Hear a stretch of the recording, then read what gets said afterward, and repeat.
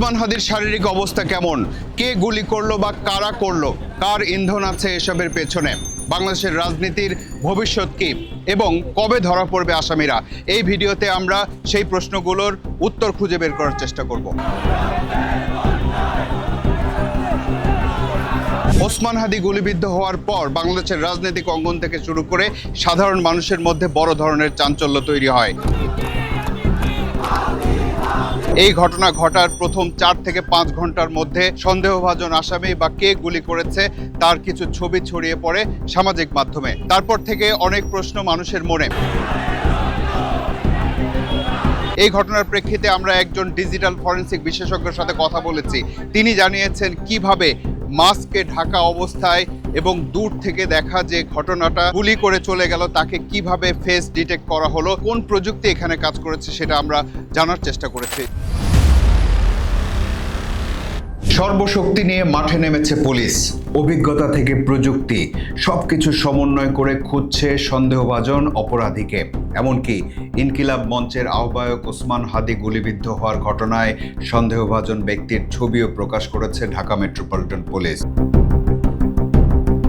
তার সম্পর্কে তথ্য জানাতে প্রেস বিজ্ঞপ্তিও দেয়া হয়েছে।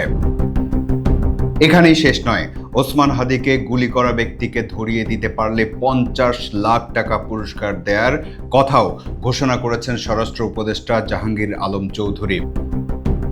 ওসমান হাদিকে গুলি করার একদিন পর আনুষ্ঠানিকভাবে সন্দেহভাজন ব্যক্তির ছবি প্রকাশ করা হলেও ঘটনার কয়েক ঘন্টার মধ্যেই সন্দেহভাজন ব্যক্তির ছবি ছড়িয়ে পড়ে সামাজিক যোগাযোগ মাধ্যমে। আর্টিফিশিয়াল ইন্টেলিজেন্স বা কৃত্রিম বুদ্ধিমত্তার যে বিজ্ঞান, সেটার জ্ঞানই প্রয়োগ করা হয়েছে সন্দেহভাজন ব্যক্তিকে চিহ্নিত করতে।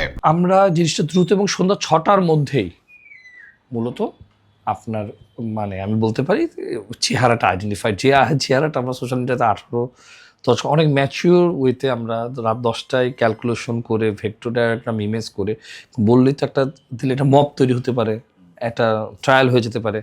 দায়িত্ব নিয়ে কিন্তু কমিশনার সাহেবকে এই জিনিসগুলো আসলে এক্সপ্লোর করতে হয়েছে বিভিন্ন সোর্স থেকে। প্রযুক্তি বিশেষজ্ঞ তানভীর হাসান জোহার কাছ থেকে জানতে চাই অপরাধীকে শনাক্ত করতে কিভাবে সহযোগী হিসেবে কাজ করছে ডিজিটাল প্রযুক্তি বা আর্টিফিশিয়াল ইন্টেলিজেন্স। মূলত যখন বাইকটি তাকে গুলি করে ফেলে, বাইকের এই সামান্য 2-3 বা 4 সেকেন্ডের ক্লিপে এখানে 4 থেকে 5,000 6,000 ফ্রেম তৈরি হয়। সেখানে বাইকের স্ক্র্যাচ, বাইকের নেম প্লেট, বাইকের গতি, আরোহীর শোল্ডারের অ্যাঙ্গেল এবং তার চেহারার যে ইউনিক ভেক্টর ফেস ডায়াগ্রাম, কিছু কিছু দাগ বা ভুরু, চুল, নাক বা নাকে কানের ফুটা থেকে শুরু করে চশমার ফ্রেম যদি পরে থাকে, গলায় যে চাদরটা পরা থাকে, প্রত্যেকটা টেক্সচার ইন ডিটেল ফরেনসিক করা সম্ভব এবং এটা কোর্টে অ্যাকসেপ্টেড এভিডেন্ট। ঠিক তেমনিভাবে এই কাজটি করা হয়েছে। আশ্চর্য হওয়ার মতো আরো তথ্য দিচ্ছেন এই প্রযুক্তি বিশেষজ্ঞ, যেমন সন্দেহভাজন ব্যক্তির হাতে একটি ট্যাটু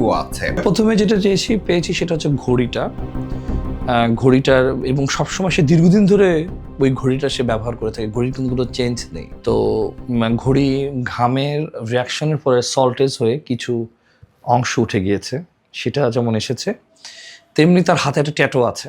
সেই ট্যাটুটাও খুব দৃশ্যমান হয়েছে, খুব ভেরি ইউনিক। এখন যদি সে ট্যাটুটা না উঠিয়ে থাকে, দ্যাট ইজ ডিফারেন্ট। তো উঠাতে গেলেও সেখানে মার্ক থাকবে যে সে ট্যাটুটি উঠিয়ে ফেলেছে। তো অপরাধী যতই হোক না কেন সে কিছু ক্লু রাখবে, এটাই বাস্তবতা এবং সেটা এক্ষেত্রেও হয়েছে। এরকম একটা হাই ভোল্টেজ মার্ডার করার ক্ষেত্রে তার নিশ্চয়ই পরবর্তী প্রস্তুতিও ছিল, হয়তোবা উপরের নির্দেশনাও ছিল।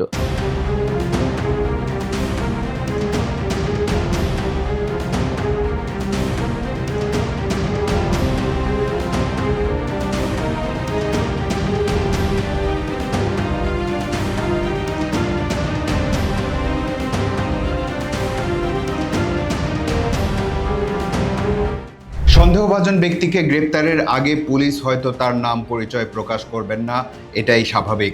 কিন্তু সামাজিক যোগাযোগ মাধ্যমে যে ব্যক্তির ছবি ছড়িয়ে পড়েছে তার নাম ফয়সাল করিম মাসুদ ওরফে রাহুল, এমন তথ্য অনেকেই জেনে গেছেন সামাজিক যোগাযোগ মাধ্যমের কল্যাণেই। ডিজিটাল অ্যাঙ্গেলে আরও কিছু বিশ্লেষণ পেয়েছি। তার পায়ের পরনে যে জুতাটি এবং হাতের ঘড়িটি, এবং হাদি ভাইয়ের পাশে যিনি বসেছিলেন তার সে একই অবস্থা, মুখে মাস্ক পরা ছিল, সেখানে হাতের ঘড়ি এবং গলার চাদর। পাশাপাশি যিনি বাইক চালিয়েছেন তার নীল রঙের জিন্সের প্যান্ট। আমরা দেখতে পেরেছি যে এই দুজনের মধ্যে একজন ব্যক্তি ট্রেনে উঠেছেন, সেই ছবিটি পর্যন্ত আমাদের এখানে সোশ্যাল মিডিয়াতে চলে এসেছে। সন্দেহিতভাবে বলা যায় যে face vector diagram, immigration, impression এবং ট্রায়াঙ্গুলার স্কিন টিউন বা টোন সবকিছু মিলিয়ে আমরা প্রমাণ করতে সক্ষম হব যে আসলে মোটরসাইকেল আরোহী কে ছিলেন। একটি অসমর্থিত সূত্র বলছে ওই সন্দেহভাজন ব্যক্তিকে আটক করার খুব কাছাকাছি পৌঁছে গেছে পুলিশ।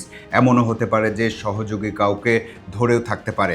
মানুষের প্রত্যেকটি ভুরুর ডিস্টেন্স ইউনিক, নাকের ফোঁটা, নাকের কার্ভ, কানের ফোঁটাও এবং কান to nose length angle wise fix থাকে ভেক্টর ডায়াগ্রাম প্লেট, এবং ফুল মার্কস ঢেকে পড়লেও আপনার চোখের একটু অংশও যদি বের হয়ে থাকে, এই থেকে সুনির্দিষ্ট ডিএনএ করার মতো সফটওয়্যার পৃথিবীতে অ্যাভেলেবল আছে। যে মোটরসাইকেলটা গিয়েছে থানার সামনে দিয়ে, আমি কিন্তু গুলি করার মোটরসাইকেলটা দেখিনি, থানার সামনে দিয়ে একটা মোটরসাইকেল চলে গিয়েছে। তো সেটাকে আমরা বিশ্লিষ্ট করে মোট 118টি স্ক্র্যাচ পয়েন্ট মিলিয়েছি আমরা মোটরসাইকেলের পায়ের টাঙ্কিতে, বডিতে এবং পায়ের নিচে যে মোটরসাইকেলের যে পার্ট থাকে, খুব ডিটেল আমরা এটা নেওয়ার পর রিক্সাতে যে মোটরসাইকেল সেটা সেম ছিল কিনা আমরা সেই জিনিসটাকে মিলিয়েছি। তো সেখানে পুরোপুরি হুবহু মিলিয়ে গিয়েছে। তবে প্রযুক্তির কল্যাণে ওই সন্দেহভাজন ব্যক্তির ছবি দ্রুত ছড়িয়ে পড়ায় অপরাধীও আরও সতর্ক হয়ে গেছে।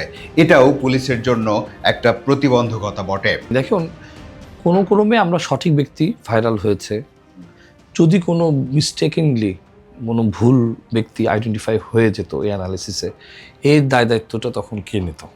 এবং বাংলাদেশে কিন্তু মব জাস্টিস হয়েছে, ভুল বোঝাবুঝি হয়েছে, এর আগেও এরকম যথেষ্ট উদাহরণ আছে। তো সুতরাং আমাদের খুব দায়িত্বশীল অবস্থায় কাজটা করতে হবে। আমরা খুব দ্রুত এটা বাংলাদেশ পুলিশ সক্ষম হবে তাকে গ্রেফতার করতে সন্দেহাতীতভাবে। জি দুজন আমরা তো দেখতে পেরেছি, মূলত পিছনে যিনি হিট করেছেন তাকে পুরোপুরি আইডেন্টিফাই করা গিয়েছে। সর্বশেষ তথ্য বলছে ওসমান হাদির অবস্থা অত্যন্ত আশঙ্কাজনক।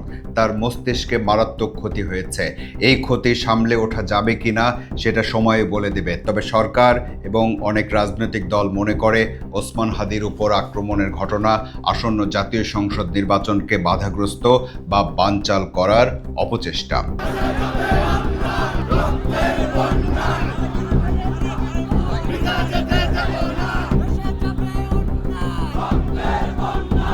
যারা ঘটনার দিকে নজর রাখছেন তারা বলছেন বাংলাদেশের রাজনীতি এখন এক ধরনের ট্র্যাজিক পিরিয়ডে প্রবেশ করেছে। হয়তো তাদের আশঙ্কা সামনের দিনগুলোতে আরও অনেক ট্র্যাজেডি ঘটতে পারে এবং অভ্যুত্থান পরবর্তী সময়টাকে কেউ কেউ ডিপ্রেশন পিরিয়ডও বলছেন।